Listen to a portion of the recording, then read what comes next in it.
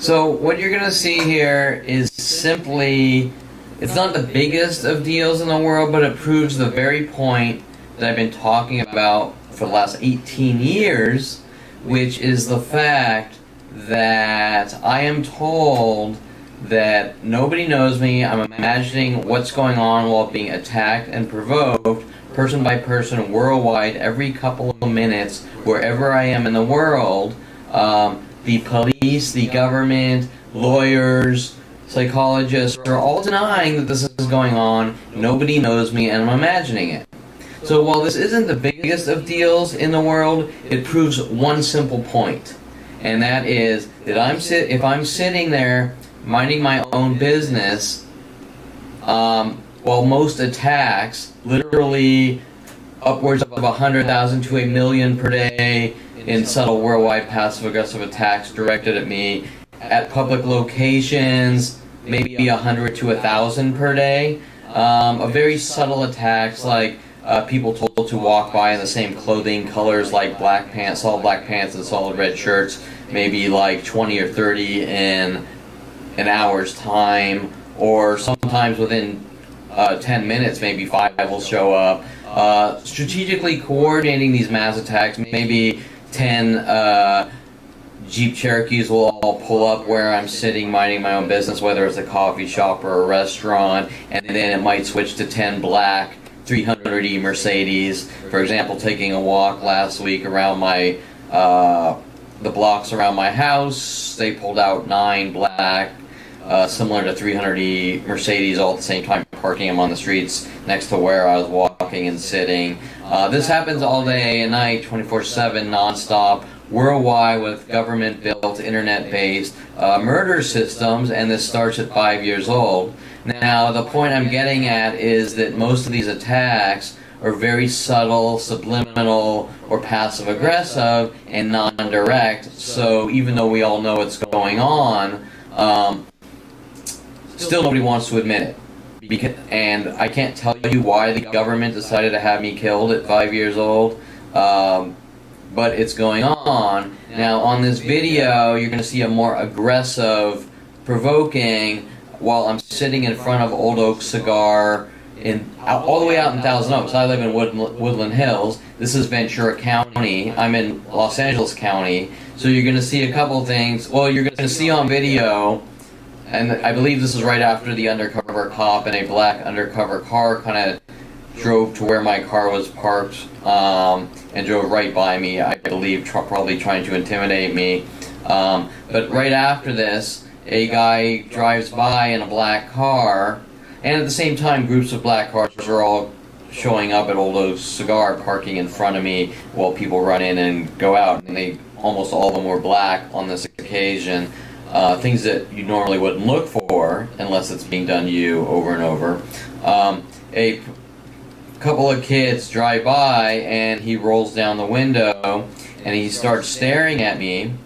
And then I just go like this, peace, because I know that he knows who I am, and I know he knows what's going on, even though every single person on the planet is going to go, I don't know you, and I own you, and you do what I tell you, working with the police, government, my family, in these murder operations, which don't make any sense. So he rolls down the window, he just sits there staring at me, I go like this, and he says something like, I don't want to talk to you, fuck you, right? Now, even though this isn't really the biggest of deals, it proves the point that this person, this random person in Thousand Oaks, with his friends, just happened to be driving by, most likely strategic as well. He was probably notified with the rest of the mass groups. This is where Kevin is.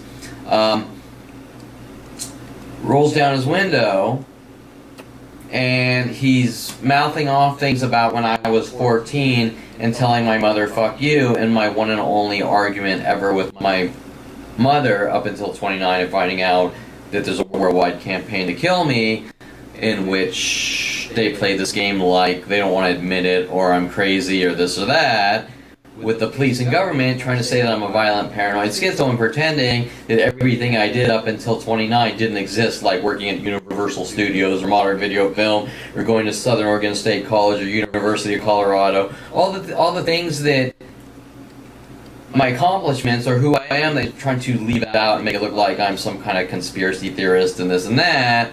So the point I'm making is, if I'm all the way out in Thousand Oaks, where I don't live, and random people are attacking me in angry rage, then you see people break from their passive aggressive to their direct because they're not getting what they want. That's what you're seeing here, but more importantly, the argument worldwide is that I'm imagining it, nothing's going on, nothing's ever been going on, I better do what the government and police and psychology community tell me, I better take meds, I better join a church or become a devout Jew, I have to do what the government is telling me for some reason. I'm not allowed to exercise my constitutional rights and freedoms like everyone else.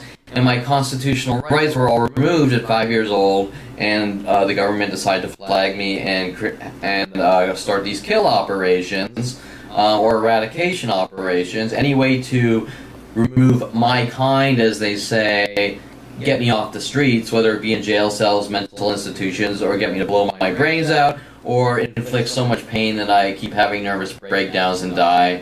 That is their goal and motive, and these are billions of government dollars have been invested in riling up the masses worldwide to have me hunted and killed since 5 years old. And the point I'm making, to this day, at 47 years old, finding out at 29 with Mike Huntley's death threats that he's given me enough rope to hang myself with, and he's using the system against me with the police and government while singing World of Paranoia and putting papers on my desk about making people mentally ill to control them, which there's no such thing as. That's what you call murder.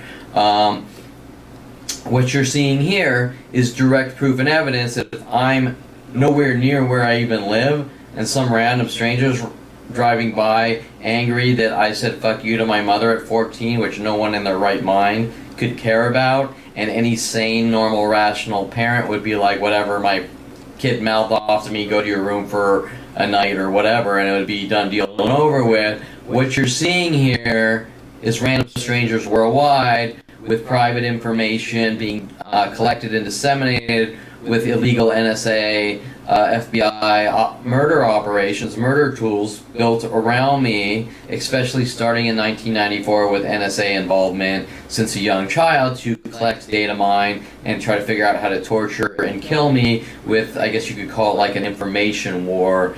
Keep disseminating propaganda and lies about Kevin Perlman to the world and keep riling up the masses to provoke him endlessly until he's dead or gone or whatever. That's what you're seeing here. So what you're seeing here, as simple as it is direct proof that, no, I'm not a violent paranoid schizo, and while these attacks are subtle all day and night, 24/7, minute by minute, that never stop until they get what they want, which is me dead and gone,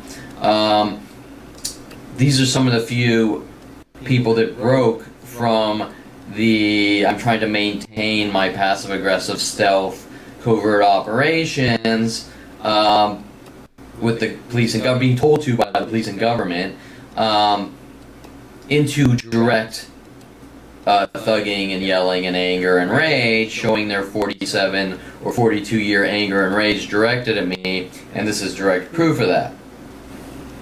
And then one quick thing to add is that their pattern of behavior is that on this day, after meeting with Brittany Henderson, who has witnessed these events over and over, all the way from Camarillo to Sherman Oaks, at every single public location we've been at, Brittany Henderson has witnessed mass mobbings against me by strangers worldwide. But on this day, you will notice, or I should say, you won't notice unless you see all the video, but the pattern of behavior behind these groups of people on this day is that the attacks, the passive-aggressive attacks on this day at Oaks Cigar in Thousand Oaks were very low. Just some black cars showing up and groupings of white Mercedes, and every person that came in was pulling up in a black car by where I was sitting outside, and a few other things. And it was very mellow. There weren't tons of people walking barking at me walking down the street, or wearing their color patterns, or trying to provoke me talking to each other with mimic tactics from my social networks or conversations. That was very minimal. Hence, what you're seeing is because that was minimal, people got angry, especially the police. We're not getting what we want, the mass groups that were riling up against Kevin to try to provoke him and set him up for arrest and things like that. Because they're losing control, you're seeing more aggressive attacks and more direct attacks because they're not getting what they want and they're losing control. So my point is the types of things that happen when they lose control like that. For example, they're using the masses. They're tooling all these people, and they're saying, hey, look, Kevin's a horrible monster and he's supposedly done all these things, so we want you to help us hunt Kevin down and kill him. And when the police and security guard companies lose control of using the people as mindless idiots to do their job for them, which are expendable, and they can throw under the bus once they get what they want. Once they lose that control, then you see a higher rate of police presence, and you see a higher rate of security companies notified to follow me around to try to set me up and cover up their crime sprees against me. And you see people acting out in a more obvious way in anger and rage. So instead of 100 people showing up with all black pants, all red shirts, because they lose that control, they might start yelling and screaming verbally, you're an asshole and I'm going to kill you and this and that. Right? Things like that, right? Hence why I have so many death threats, you better not talk or we kill you, is them losing control of the mass psychological bludgeonings, if that's what you want to call it. And hence, so what you're seeing is the more aggressive people, because the police aren't getting what they want, or these people who feel more strongly about killing me, Kevin Perlman, for whatever reason, which doesn't make any sense. You're now seeing the more aggressive anger and rage because they're puppets. They're losing control of their puppets, so to speak. The mindless idiots that you can tell anything to, and they act out committing crimes for you, or you say, like the Sean Dinsey, that guy might be an evil party thrower, and we have to stop party throwers before that happens, so follow him around, hunt him down, torture, and kill him, because we want to stop the crime before it happens. Trying to play this pre-crime angle, but the bottom line is it's not illegal to throw a party in the first place, and to tell people they're not allowed to throw parties or you'll kill them is the same thing Adolf Hitler does. So you get the point. They're losing some control, you're seeing more aggressive attacks and police presence, and so that's what you're seeing here. And once again, my entire point from this simple little thing is that while the world is saying Kevin's crazy and imagining it, nothing's going on, bullshit, and more importantly, here's direct proof of people linked back to information that they shouldn't have about my mother, me at 14 saying fuck you to my mother, and it somehow being the end-all be-all, her walls crumbling down like I killed 100,000 people because I said fuck you to her in our one and only fight ever. But the point is, how is this random kid, this random 21-year-old in Thousand Oaks, California, have any information about the most intricate aspects of my life? From like, I know you farted 72 times last year, or I have all this intricate information from when you were 5 years old or 10 years old or in high school, and obviously most of that information is going to be hearsay and twisted and contorted out of context statements anyways, because the type of person that data mines someone's life and gives it out to the world isn't an honest person to begin with. So when he's giving it out to the world, you know, he's going to twist and contort the information and turn it against you. Or when I talk about my childhood with people, like my father putting shock collars on his dog Rhoda, or locking Maggie in a cage for half her life when she had the whole backyard to run around, and they sort of turn around and go, no, he didn't do that, you did it. right? Weird things that don't make any sense like that. Now these things all start because when I'm talking about my childhood idly with a friend, and I'm mentioning things that don't seem like the biggest deals. Oh yeah, you know, we had an English sheepdog, Maggie, and you know, she was in a cage for half of her life, and I don't know why, because she had a whole backyard to run around with. Not really accusing my father of being an animal abuser. The next thing you know, my family instantly has the information and they have something to hide. And if someone's instantly collecting private information from your life, especially while off in Colorado and things like that, and then they come after you, you said something I didn't want you to say, well then clearly they're guilty of something, because the First Amendment states, in the Constitution you have the First Amendment freedom of speeches, and if you want to date a girl and tell her about her abusive father or stupid, non-abusive things about your father that nobody could normally care less about, nobody's going to stop you or say that's wrong unless they have something to hide. Okay, so anyways, back to the point. The point is, what you're seeing is clearly direct proof that I'm not a violent paranoid schizo. These things are happening. This is the more aggressive, direct provoking, based on the all day and night subtle paranoid schizophrenia tactics of theirs, known as gang stalking, where I'll be sitting there at each location and people will mimic things over and over, or maybe every coffee shop I go into, they'll tap my credit card on the counter like this, or maybe I go to a coffee shop in Laguna Beach and I say something, and then the next day I go to a coffee shop in Thousand Oaks and they mimic what I said from Laguna Beach to Thousand Oaks, showing instant direct communication. But because they're done in stealth, invisible methods, it's hard to prove. So what you're going to see here is more direct, but the bottom line is this is worldwide, so everyone knows what's going on anyways. They just don't want to admit it, and that's the real question of what they've been told, so much so that they don't think a worldwide massacre to torture and kill someone since 5 years old, which is 42 years, to eradicate them, saying his kind can't exist and we're pre-crime or whatever. How do people just sit by idly and not say that's wrong? That's just over my head. But anyways, so here it is, a simple, less than 1 minute, direct proof and evidence of, trust me, I got endless video just like this, but it takes too much time and energy to edit 15 terabytes of video like this, or these subtle to aggressive things. But once again, here is the proof that the judicial system is saying is not happening. And more importantly, I'm out in Thousand Oaks in Ventura County. And Ventura County police are all involved too. So think about that. So you guys gotta go take Alan over to where is it? The Tesla dealer.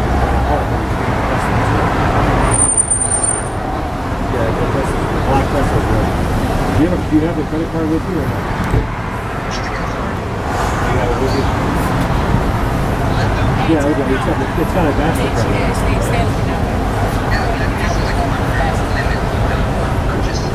So it is? Yeah, it's over $2. I'm talking like a... That's fine. When you get to Tesla, when you give me a call, I'll give you my credit card. It's right in that area. It's in the same auto setup drive.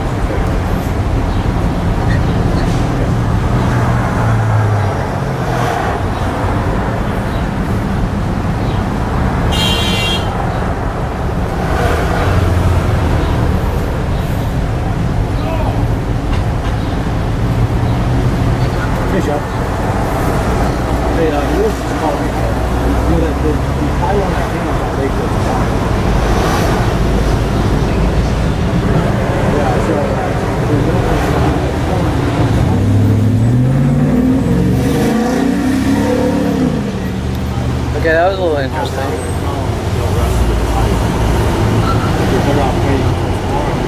The guy rolled down his window, they were staring at me.